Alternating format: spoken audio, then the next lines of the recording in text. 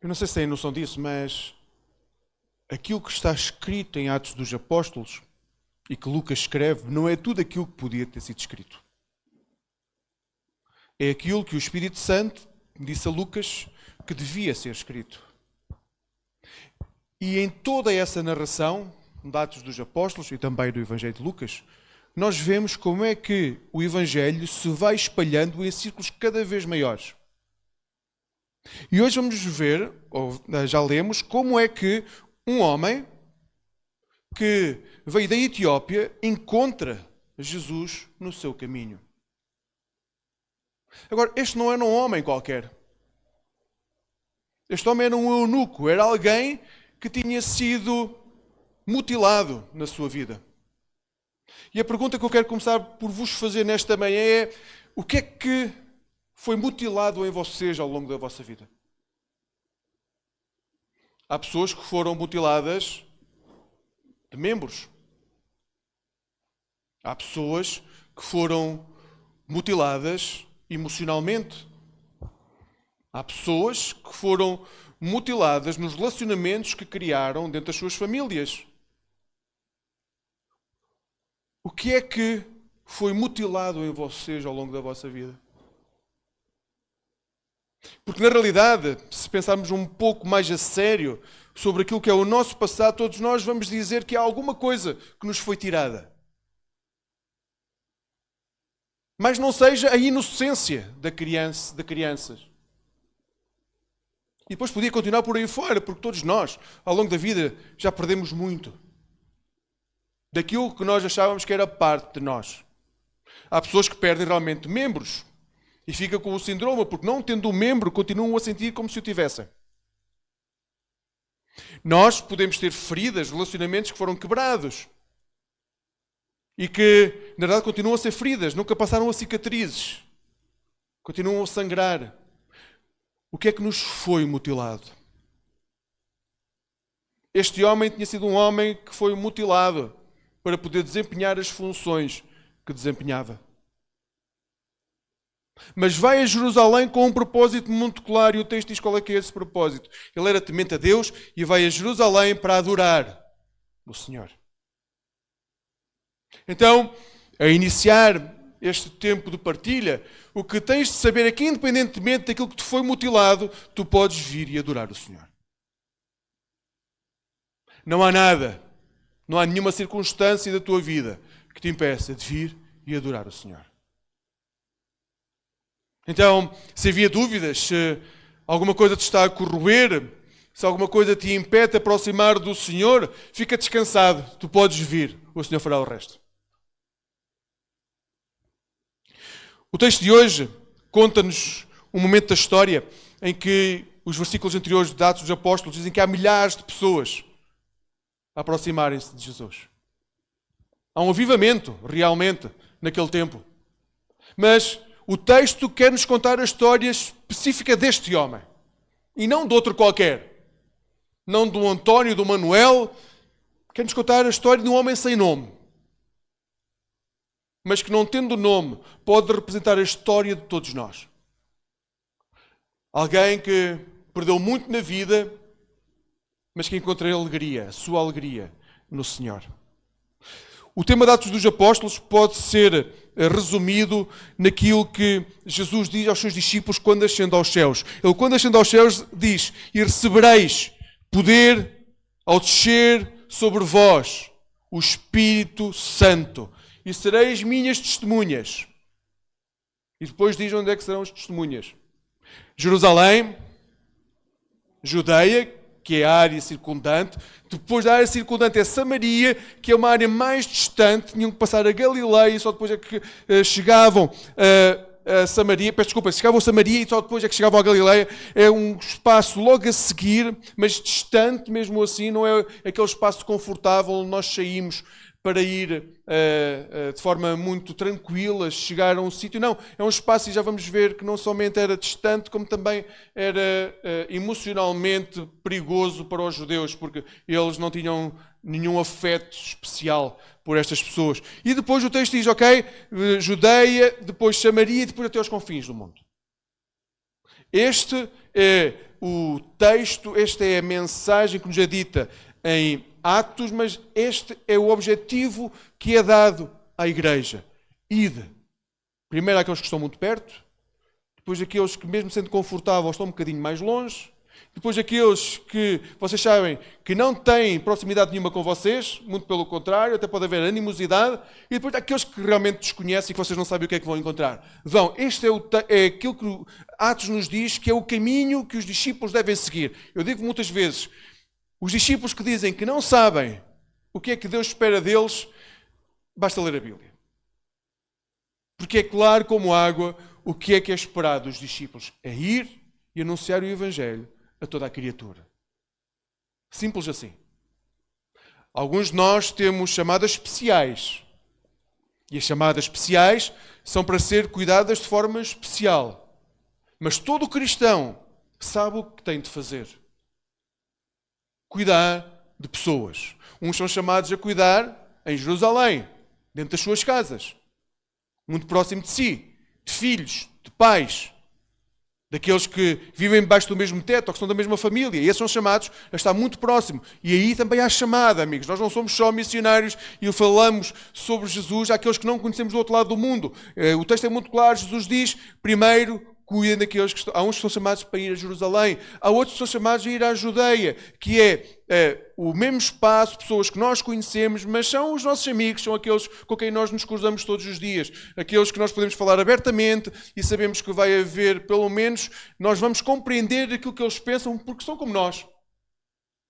Outros são chamados a ir àqueles que não são como nós.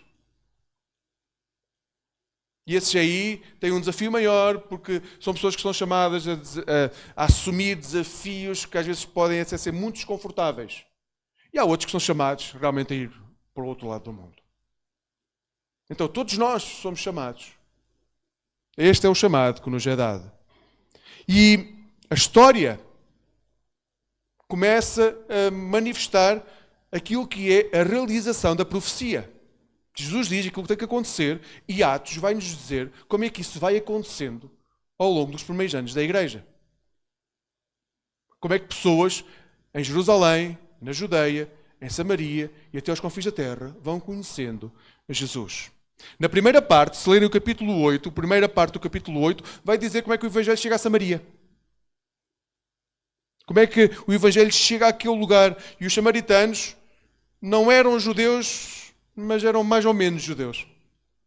Porque eles tinham muitas coisas em comum. O texto sagrado era o mesmo, o Deus era o mesmo, aquilo em que criam em muitas coisas era muito parecido e depois tinham coisas em que realmente eram muito diferentes. Locais de culto, e isso fazia com que havia algumas crenças que seriam muito distintas. Mas o Evangelho já tinha aí chegado. O Evangelho já tinha aí chegado. E depois a segunda parte do capítulo 8 diz, ok, já chegou a Samaria e agora vai chegar a um homem que nem sequer é daqueles que estão perto, que vem dos confins do mundo. Um homem mutilado, que a história fez com que sangrasse, sofresse e que precisava de conhecer Jesus. Foi uma longa viagem deste etíope para chegar a Jerusalém. E muitos de nós temos longas viagens antes de chegar perto de Jesus. Temos viagens que nos marcam. E às vezes, sabem, nós às vezes achamos que a vida nos corre relativamente bem. E quando isso acontece, sabem qual é que é o problema? Quando a vida nos corre relativamente bem sempre, ou quando nós achamos, é que nós não damos valor àquilo que alcançamos em Cristo Jesus. Somos, muitas vezes, nécios na palavra. Não levamos a sério aquilo que a palavra nos diz. Quando tudo nos corre muito bem, há muita probabilidade de acontecer uma coisa, sabem? É nós pedirmos misericórdia para nós e justiça para os outros. É nós lermos o texto de forma enviesada. É nós lermos o texto como se houvesse um nós e um eles. Como se houvesse um texto que diz, sim, Jesus senta-se na mesa, naquelas mesas que são preparadas por santos, por discípulos, mas não se senta na mesa dos escarnecedores. Isso é a leitura enviesada do texto. Porque na realidade, Jesus senta-se em toda a mesa para a qual ele é convidado. Este homem veio e nós vamos ver a transformação deste eunuco. Sabem, nós damos por certo que as boas notícias são para todos hoje, como cristãos, mas nós temos que dizer que durante séculos havia um único povo que achava que as boas notícias eram só para ele. Mas depois vieram os cristãos e nós continuamos a achar que as boas notícias são para todos, mas nós temos que ter consciência que os próprios cristãos, durante muitos séculos e ainda hoje, continuam a achar que as boas notícias são para eles. E continuamos a não ver o coração missionário de Deus na história. Nós achamos que somos nós que vamos converter as pessoas.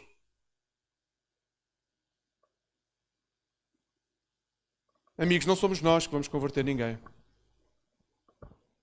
Somente Deus tem o poder da conversão. Mas há uma coisa que nós temos que saber. Deus podia chegar a este eunuco de forma assombrosa e ter transformado o coração daquele homem, mas não o quis fazer assim. Ele usou um homem para fazer esse trabalho. Porque há uma coisa que nós temos que saber. A vontade de conversão de toda a humanidade pertence a Deus. Quem vai levar a mensagem são homens e mulheres, como cada um de nós. Porque cada um de nós é chamado a ir a este mundo onde nós estamos e falar daquilo que aconteceu na nossa vida, porque Jesus entrou na nossa vida. Nós somos chamados a ser testemunhas da ressurreição onde quer que o nosso pé pise. Da ressurreição, não da nossa tradição. Nós não somos chamados para nos agarrarmos com unhas e dentes à nossa tradição de igreja, àquilo que nós achamos que é correto ou que não é. Nós somos chamados para levar a ressurreição de Jesus onde quer que estejamos. Algo que nos convém recordar é que devemos estar atentos a todas as oportunidades que vamos ter no caminho. Às vezes achamos que vai haver conversão quando nós conseguimos convidar alguém para vir à igreja para escutar o Evangelho. Na realidade, nós devemos falar do Evangelho onde quer que nós estejamos. Assim que a porta se abre, nós somos chamados a falar de Jesus. De como Ele transformou a nossa vida. E esta imagem de Filipe a ir ao encontro do eunuco é excepcional, porque não diz simplesmente que ele aproximou-se lentamente, não, diz que assim que Deus lhe falou, ele correu para a carruagem onde estava o eunuco para lhe falar do Evangelho. E eu gosto desta imagem porque demonstra aquilo que devia ser o nosso coração. Nós devíamos ansiar, correr em direção às pessoas para falar de Jesus. E nós levamos isto muito na boa. Relax, num tempo tranquilo. E se fosse assim, quando o Filipe lá chegasse, a carruagem já estaria perto da Etiópia. E este homem não iria ouvir falar de Jesus, não estaria nas páginas que nós encontramos na Bíblia e nós não iríamos conseguir reconhecer aquilo que Deus faz por nós através de pessoas como aquele eunuco. Então, não, nós não temos tempo para fazer no nosso tempo. Nós somos chamados a fazer no tempo de Deus. Quando Ele nos diz para fazer, é para fazer. Escutar a voz de Deus é extremamente importante. E nós somos chamados a ir aos desertos onde há pessoas que não compreendem a palavra. O texto de hoje diz-nos que havia um homem que ele conhecia o texto. Ele já tinha lido o texto, mas ele não compreendia o texto. O apóstolo Paulo vai nos dizer como é que eles vão conseguir dar louvores a Deus se não compreendem o que estão a ler. E isso, volto-vos a dizer, não depende dos pastores das igrejas ou das lideranças das igrejas, depende dos discípulos de Jesus. Daqueles que conseguem pegar na Bíblia e dizer: isto aconteceu na minha vida. Então, amigos, este homem, um mutilado, encontra Jesus. Como é que tu encontraste Jesus na tua vida? Eu tenho que dizer, porque na minha vida eu tive homens e mulheres que vieram ao meu encontro e me explicaram a palavra. Eu não posso dizer que não houve essas pessoas, desde professores de escola dominical, aos líderes das igrejas, ou pessoas que eram tão humildes, mas que me contavam histórias impressionantes da ação de Jesus nas suas vidas. As histórias mais extraordinárias que eu escutei sobre coisas que aconteceram, foram aquelas que nós lemos. Foram pessoas muito humildes, com a quarta classe, mas que viam o extraordinário naquilo que nós achamos que é simplesmente ordinário. Mas nós estamos tão habituados ao show das séries televisivas, a Hollywood a sair pelas nossas telas, que quando já não conseguimos ver o extraordinário de Deus a atuar nos nossos dias. E nós temos tantas coisas onde podemos ver a mão extraordinária de Deus a mudar vidas. Então, como é que Deus pegou em ti e te transformou? Tens que fazer essa história da tua vida. Isto é o básico para nós falarmos do Evangelho a alguém. Nós temos que saber como é que Deus agiu na nossa vida. Se nós não conseguimos dizer isso em 2 ou 3 parágrafos para falar de Jesus a alguém, como é que nós vamos falar de Jesus a alguém? Como é que nós vamos explicar o Evangelho se para nós também não é claro como é que estas milhares de palavras que aqui estão escritas fazem sentido? Filipe foi um dos primeiros diáconos, ele era uma pessoa extraordinária, ele foi escolhido pelo seu coração, pela forma consagrada que se dedicava a Deus, pela forma extraordinária como ele vivia o Evangelho. Foi por isso que ele foi escolhido como diácono. E ele explicava a palavra às pessoas. Tenho que vos dizer, todos nós podemos ter um coração inclinado para Deus. Dizer, realmente isto faz algum sentido? É melhor do que escolher outro caminho qualquer. Mas é preciso dar um passo depois desse. Nós somos chamados a conhecer a palavra. Porque nós temos que explicar a palavra. Nós somos o povo da palavra. É a palavra que nos dá fundamento. É a palavra que nos dá as certezas da nossa fé. Nós não somos o povo do achismo. Isto parece-me bem. E quando nós formos o povo da palavra, nós vamos deixar de ser ritualistas. Nós vamos deixar de achar que este é o único povo que será salvo e teremos o nosso cantinho no céu. Nós somos o povo da palavra. A palavra encarnada. Jesus Cristo, Filho do Deus vivo. Foi isto que o eunuco compreendeu. Aquela pessoa que ele estava a ler em Isaías era o Filho de Deus vivo. E foi por isso que ele pôde ser batizado, porque ele compreendeu a palavra. Quando nós dizemos Jesus Cristo é o meu Senhor, o que é que nós estamos a dizer? Pensem bem antes de responder. Quando nós dizemos Jesus Cristo é o meu Senhor, que é a afirmação básica para sermos batizados.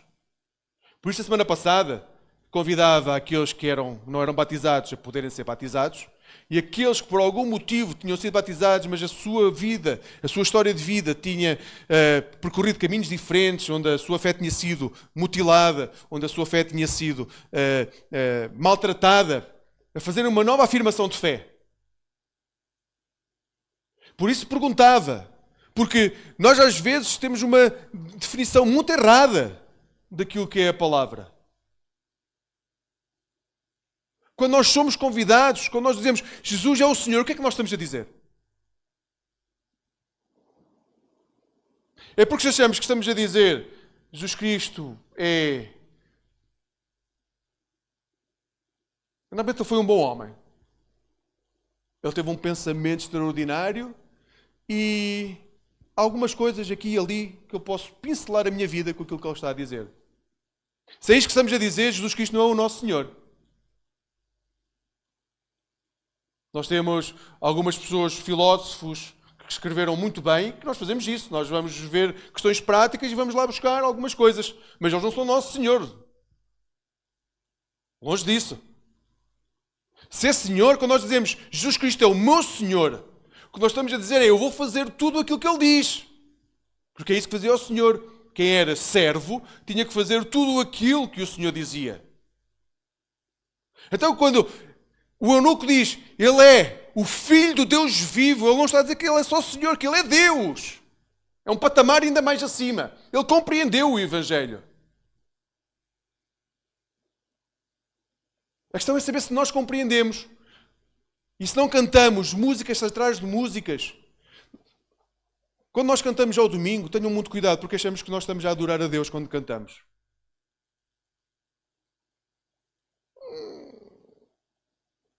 É no mínimo questionável isso.